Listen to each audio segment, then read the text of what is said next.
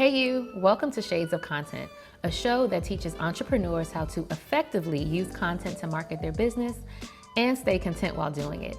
I'm your host, Patrice, a wife, a mom of three, and a 15-year public relations and marketing professional who decided to open a brick and mortar content studio 4 years ago.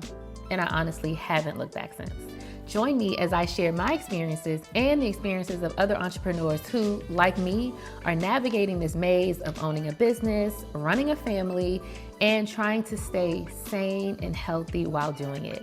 I'll tell you, it's an amazingly challenging journey, but I honestly wouldn't have it any other way. See you soon. Hello, everybody. Happy April. I can't believe it's April already, but we are here. We're in month 4. It's a new quarter. It's a new month. It's a new weekend, and you're here with me, so I'm so excited. Back for another episode of Shades of Content. And just let me take a second and thank you all for tuning in, watching, listening, sharing the episodes with your people, subscribing. If you're watching this and you haven't already subscribed, please click the subscribe button. If you're watching it on YouTube, you know where it is. If you're listening, go to your Apple Podcasts, Google Podcasts, Spotify, whatever, and click that subscribe button as well. That is how we continue to grow. I shared some of my goals for content in 2022 in a previous episode that I'll link to. But I want more subscribers. And why do I want more subscribers? Because that's how you get monetization. But also, I just want this to reach as many of my crew, you contentpreneurs, as possible. So do me a favor and do that. It'll cost you nothing. We're going to get right to it today. It looks a little different. We're not in the normal camp space studio where we record. That's because I'm actually out of town. I'm in California, and I am here for a conference in San Diego specifically. And what do we always talk about, right? Consistency. So when I knew that I was taking this trip, I made sure to find a podcast studio. Not just podcast studio, a studio where I could record an episode or two. So we're here. I was able to find the Copy and Steal studio. I'll link to them in the show notes.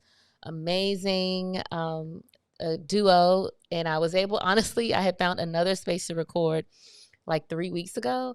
And then the day before at my trip, I realized that I needed to find out if they actually had video, and they didn't. So I was able to find Copy and Steal, and I'm here. This video is insane. It's high quality. Y'all know I only do the highest of the high quality, and they 100% have met all of my expectations. So shout out to them. I'll tag them in the show notes as well. But I am in California recording this episode, and there actually was not supposed to be an April 1st episode. I've been extremely consistent giving you guys this content every week, and I said I was going to take a break at the beginning of this month. Honestly, I planned out all of my episodes back in December of 2021. And no bull, I had my calendar up and I said X for no episode today. However, I was up at 4 o'clock in the morning, probably a month or so ago, at my mom's house. We spent the night with her. And I I remembered that April 1st was the day after Nipsey Hussle's death. And I said, how could I not do an episode on April 1st, which is a Friday? And then I just started thinking about the topic, and I started thinking about Nipsey and everything that he meant to this world, this universe, and vertical integration, vertically integrated businesses was what just came to me. And I felt like that was the perfect topic for today, to obviously speak to content creation, entrepreneurship, but also to honor him. Someone who, if you've listened to this show, if you follow me on Instagram, you know that his movement, All Money In Marathon, is something that made me totally change my entire business model, right? So like, this was the best day to do it. You can't at all have the combo of honoring the legend of Nipsey Hussle, the genius, literally the legit blueprint. Like, you can't, I don't think you can talk about hip hop, culture, entrepreneurship without talking about him. I don't think you can talk about content creation in our space without talking about him. And I think we talked about him a lot when he passed away. And but when people pass, you talk about them often, and then kind of fades away. So this is also, I think, just my way of keeping his memory, keeping his legacy, keeping everything that he did alive. So after you listen or after you watch this episode, Google all the Nipsey Hussle content you can, watch his videos, watch all the documentaries that he did showing us his pathway. Like, him and his brother Sam and the entire All Money In crew gave the world the blueprint even before we knew what the fate or what the end. Now, if you're listening, I'm putting in air quotes because it never ends, right? This thing continues. But they told you everything. And that legacy lives on and on and on. And that's also an example of why I do this show, because it's like, when I die, we're all going to die. When I die, my kids, my family will have so many things to listen to and watch of me. And like, that is powerful. That's so powerful. All right. So I don't want to give like the entire spiel. I'm going to be honest with you, I'm tired.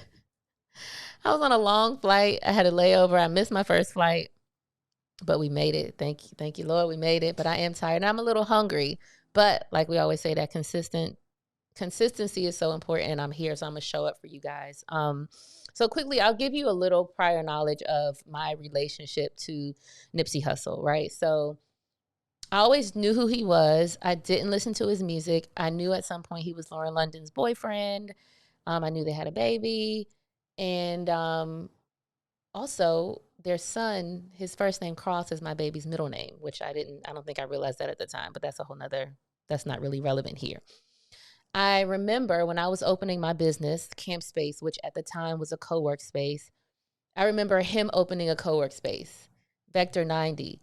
And if I'll be honest, I wasn't like mad, but I was like, dang, he about to open this space. It had nothing to do with me.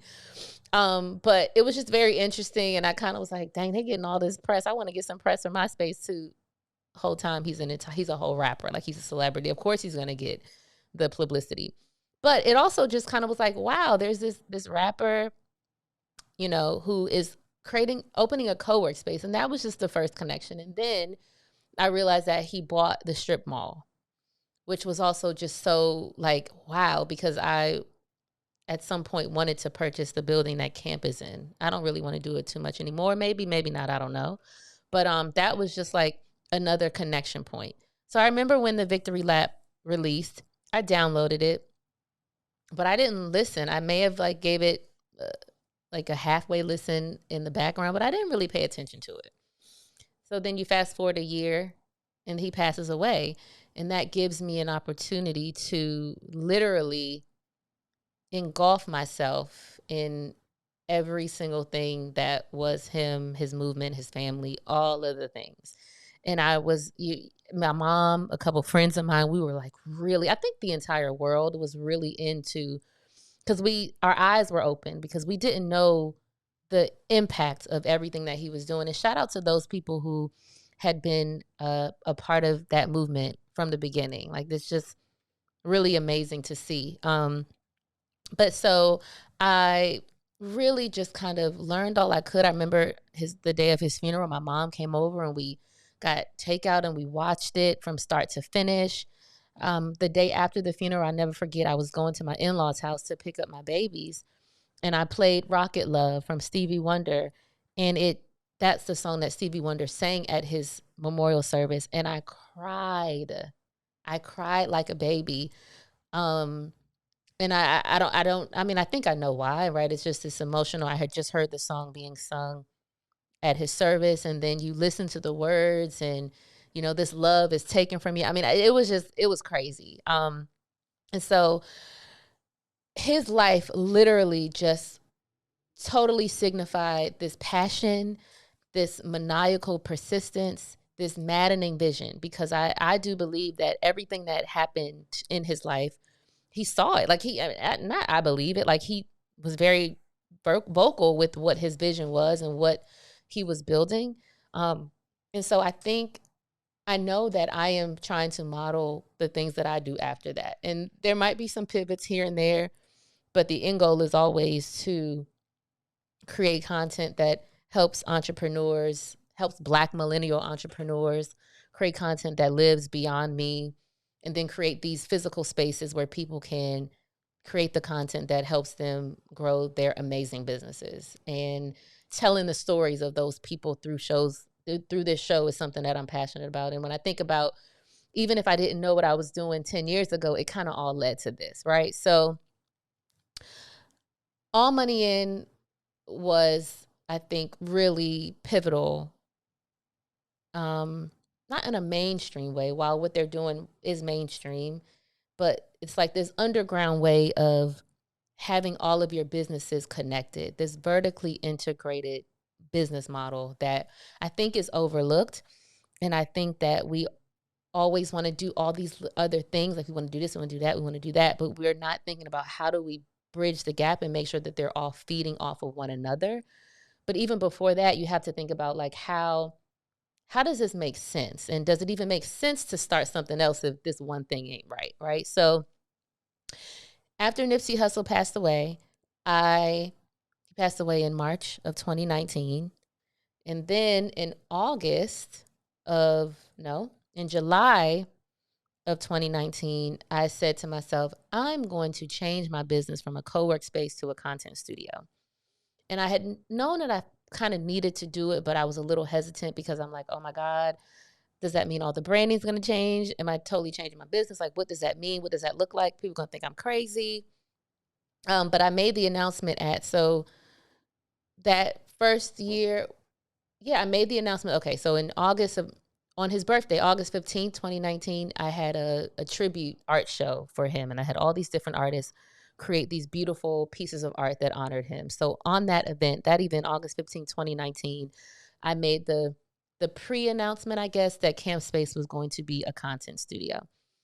Used, those 6 months to kind of figure out what it looks like. And then in March of 2020, that's when the big announcement happened. We are no longer a co-work space. We are a content studio.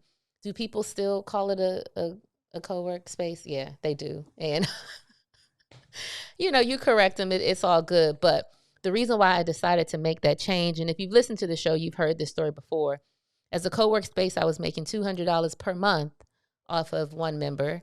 As a content studio, I'm making $100 off of 1 hour, right? So that right there in itself tells you, you probably need to change the business model. But then watching him and watching his team and seeing how every piece, right? So he's a rapper. He makes music. It's published through his own publishing company. He creates the content, the music videos, right?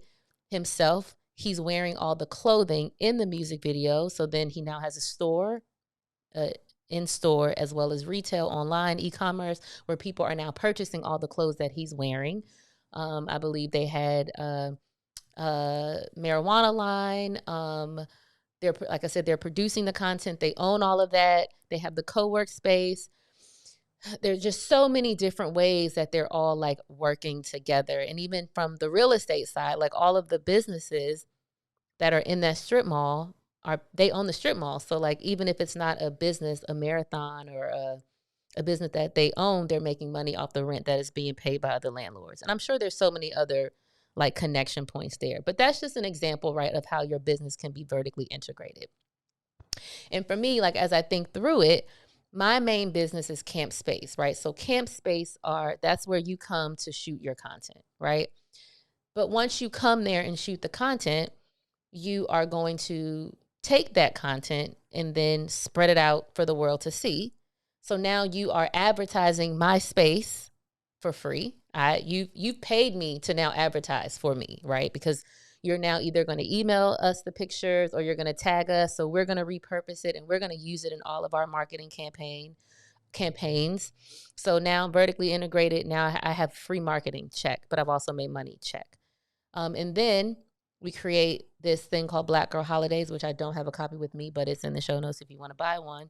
And Black Girl Holidays is a content calendar. So if you come into the space, even if you don't come into the space, but you're creating content for your audience, for your customers, but you don't know what to talk about, you purchase this calendar because it teaches you and it gives you all the tools to create said content. And then, but in addition to, you have at some point through Camp Space or Black Girl Holidays connected to this show right here, which is Shades of Content. What do we talk about? Content and content marketing and entrepreneurs. I am always promoting my other ventures in the show notes or in this conversation. So now you are watching it. We're getting eyes, we're getting subscribers. We're able to monetize this content as well. So that, my friends, is how I have decided to vertically integrate this business. And I have done other things. Like I was a PR person for many years, done, freelance writing gigs. And while those are all great, like they pay money, they're not really connecting to what we have going on here from a camp space standpoint. And so if you remember, some conversations that I've had in past episodes, I really want to focus on figuring out how to make this business work from the, 3 or 4 prong ways that they can work together. So that's kind of how I am making my business vertically integrated. Maybe there'll be some apparel down the line, who knows, but those are the things that I'm focused on. And I want to use this episode, or the second part of this episode, to help you think through how you can make your business more vertically integrated, in the spirit of Nipsey Hussle. All right, so there'll be like a commercial there.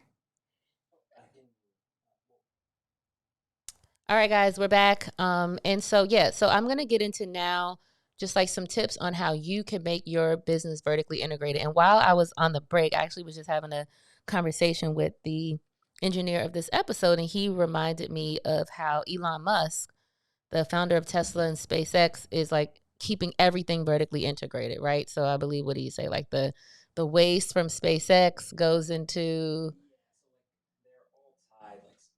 uh-huh.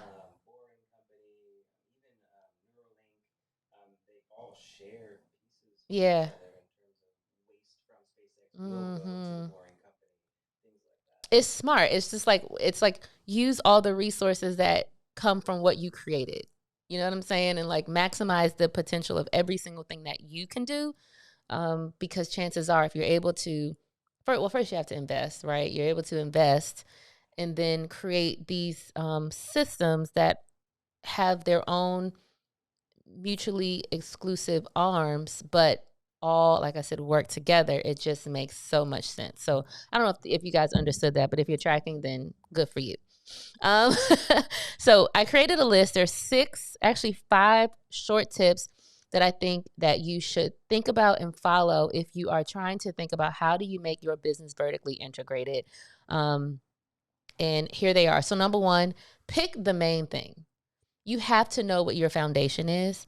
And in my opinion, the main thing is the thing that you are most known for, and or the thing that you are making the money off of. And also, that main thing is the thing that if it went away, everything else will crumble. So you have to have the main thing. You don't have anything else if that main hub touch point is not functioning, is not making money, is not bringing you customers, right? You can't have 4 main things. You can't have 2 main things. I don't believe you can do that. If you have not ironed down or honed in on that one main thing, then you don't need to be thinking about vertically integrating at this point. Focus on the main thing. So that's number 1. Pick the foundation. For me, the main thing is camp, the studios, the brick and mortars. For Nipsey Hussle, the main thing is the music. You got to put the music out. You got to put the music out to reach the people, to make them want to come back and watch your content and buy your clothes and come to your concerts, right? So pick a main thing. Number 2, through that main thing, study your customers and learn about what other things they want, need, or appreciate. All right, I'm going to repeat that. So through that main thing, that thing that you picked as your main thing in number 1, use that data to find out what your customers need, want, or appreciate. So, before we had a podcast studio in camp, people would say to me all the time, do you have podcasts? Do you have podcasts? And I'd be like, no, we don't. No, we don't. At some point, those no, we don'ts is I'm turning money away. So I'm like, you know what? I probably need to build a podcast studio. I also would have a lot of people come through camp who would take all these amazing pictures and then it would like fall flat. And I'd be like, okay, why were you here? How are you connecting this content to what your business is trying to sell? And so from there, I decided to create the the holidays content calendar. So the second tip, whatever that main thing is, use the data Ask your customers, find out what other things they need, want, or appreciate. Okay. Number 3, create a product or service that touches on that new idea, right? So once you find out what other things your clients need, want, or appreciate, or what other thing can help them be better, then figure out what you can create to answer that call, right? So that is how you're now adding another prong to your business. That is how you're now adding some new way of vertical integration. Once you've figured out what product or service will work for those customers, create the budget. Actually, let me go back.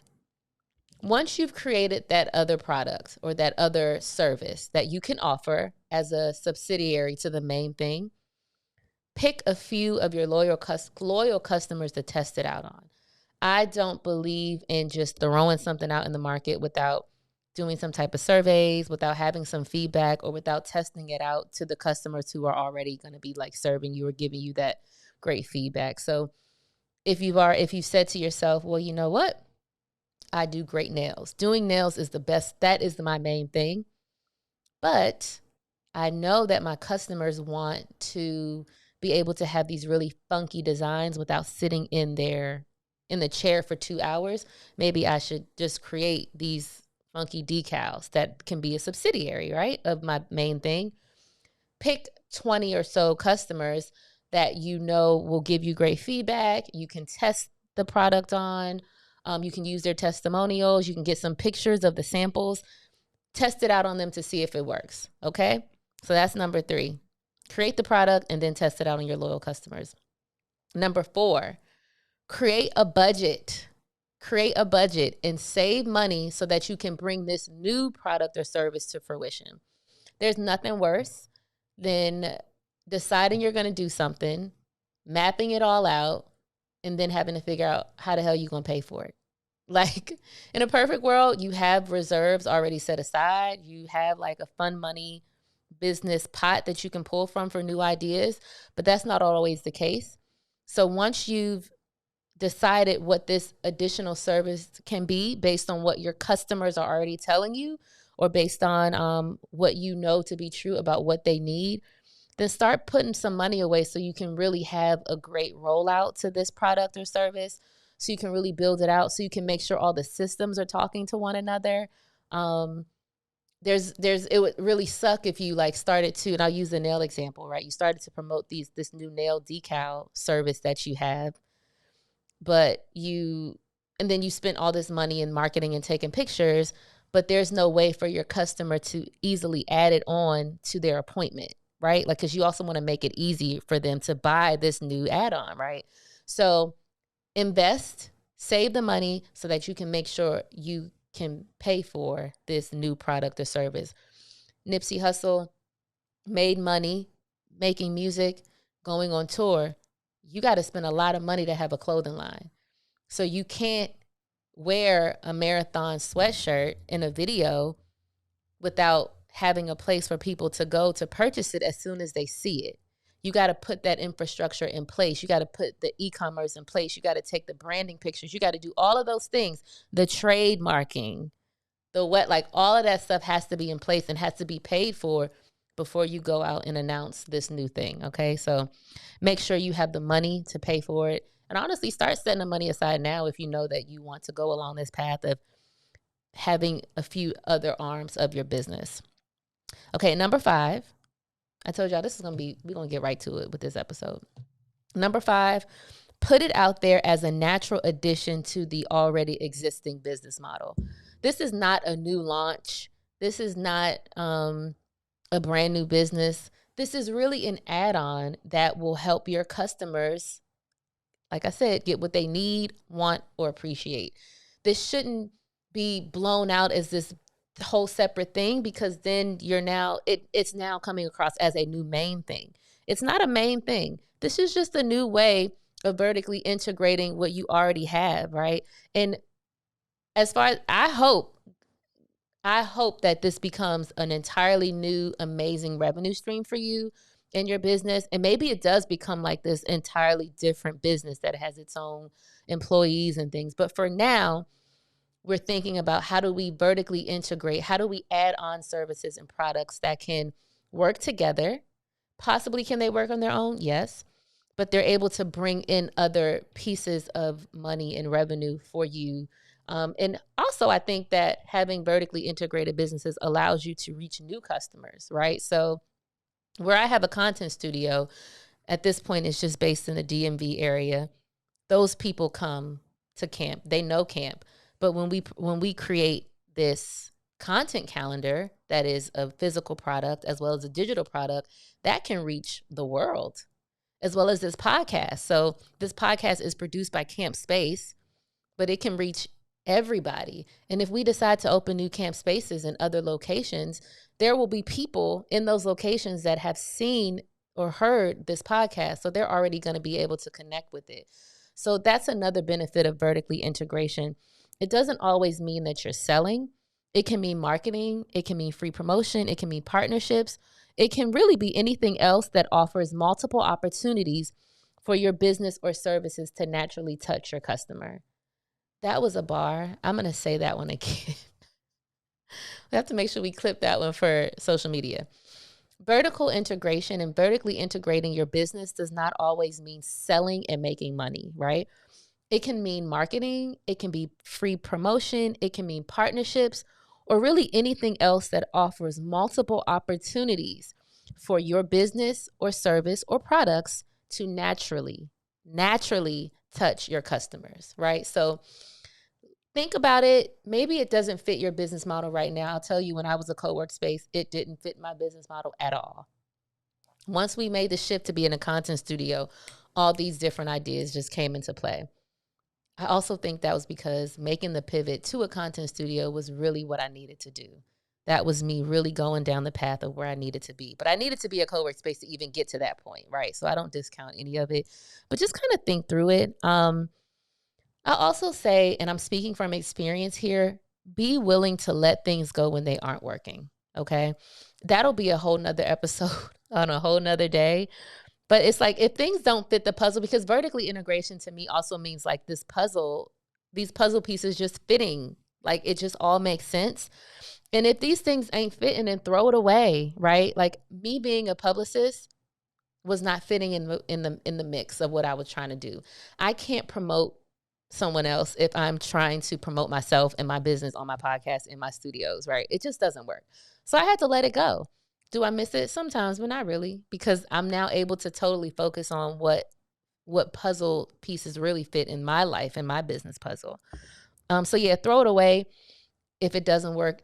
It's always better, in my opinion, to have one solid money-making venture that works on autopilot than 3 random hustles that aren't even working together.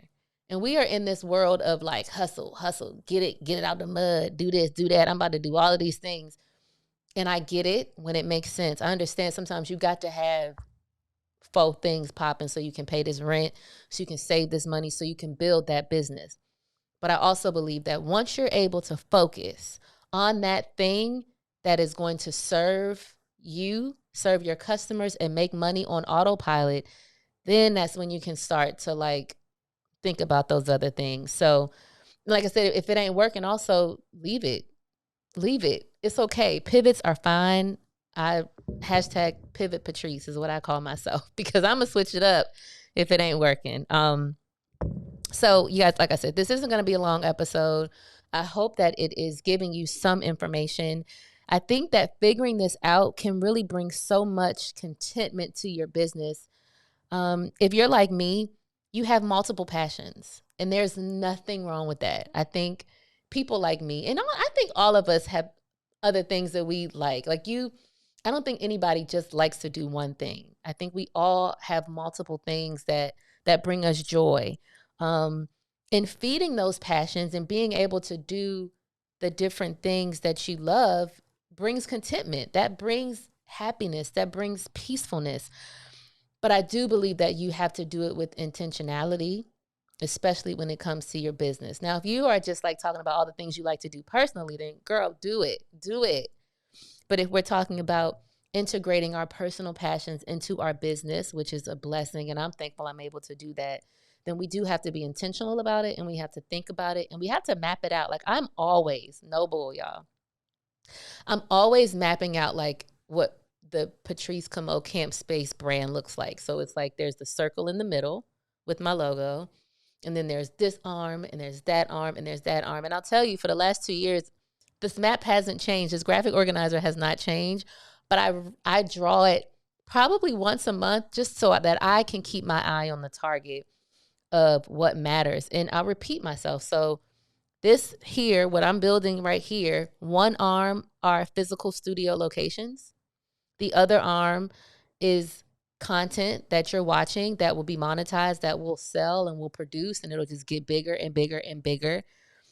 And the other arm is educational resources. Not sure how that will pan out at this point, but it will be around teaching people how to make great content. Maybe the educational resources is this podcast. Like I said, haven't thought through that part yet. I'm just focused on prong 1 and prong 2 right now. But know that prong 1, the studio is working on autopilot. It is working on autopilot. I don't really have to do anything for the space to sell, right? People booking it. That's why I'm now 4 years, 3.5 years later, able to put my passion into this podcast. I spent 3.5 years focused on the main thing. Now we bringing it to this. Yes. Have I did other things? Yeah. You know, I don't be focused all the time. But I like to use myself as an example because we're all working through this together, right? So I feel like I've rambled. I'm happy you tuned in. This episode, we started it showing love to Ermias, Nipsey Hussle, Ashkadom. Just a bright figure in our culture that I know will be in history books, and maybe not history books, maybe like this type of content, because I don't know how long history books will exist, but I am thankful for him. He has had an insane impact on my life, as well as many other people watching this. I send love and prayers to his family, all of those people who knew him intimately, who I know every day are figuring out life without him. But thank God for just what him and his team and his family and his kids, what they did while he was alive and what they're still doing. Like every month or so, or every 2 weeks, I'll get my text about the new marathon drop. I had my marathon hoodie on yesterday at the gym, and so it's like this movement. And I remember him saying, and I don't think he created this quote, but the highest act of service is to inspire. And that is why we're here. And just know that everything that you're doing matters. And even when you feel like the shit is not making sense, even when you know in your mind that you got your graphic organizer and you've written it down and this piece matched with this piece and you're going to make money off of that, you might be the only one that understands it. And that is quite all right. Keep going. Keep listening to content like this that will help inspire you and feed you and make you keep going, because you're going to have naysayers. You're going to have people that ain't going to get it. It took Nipsey many years before he actually got the record deal, right? Before Victory Lap actually came out as a studio album. He kept working though, because you have to keep working. You can't be stagnant. You can't let other people tell you can't do it. You just got to fucking be focused as hell and know that it will all pan out. We're not on our own time. We're on God's time. But I know for a fact that when you keep plugging and you keep getting better and you keep learning and you keep investing in yourself, it will all work out. Most of the time, better than you could have even imagined. So with that, make sure you subscribe. Thank you so much for tuning in. I pray that April is bomb for you and your family and your business. Connect with me on Instagram. Everything's in the show notes. It's been a pleasure. Thank you to the Copy and Still Studio. Dope artist still. Facts. Nothing is new. Nothing is new except the next day. So have a lovely, lovely weekend, and I will see y'all next week. Peace. All right, now, y'all, don't forget to connect with Shades of Content on Instagram @Shades of Content, and with me, Patrice Camo, @Patrice Camo. And also be sure to rate this show, leave a review, and subscribe, because that's actually the only way that we're gonna grow. I'll see you next week.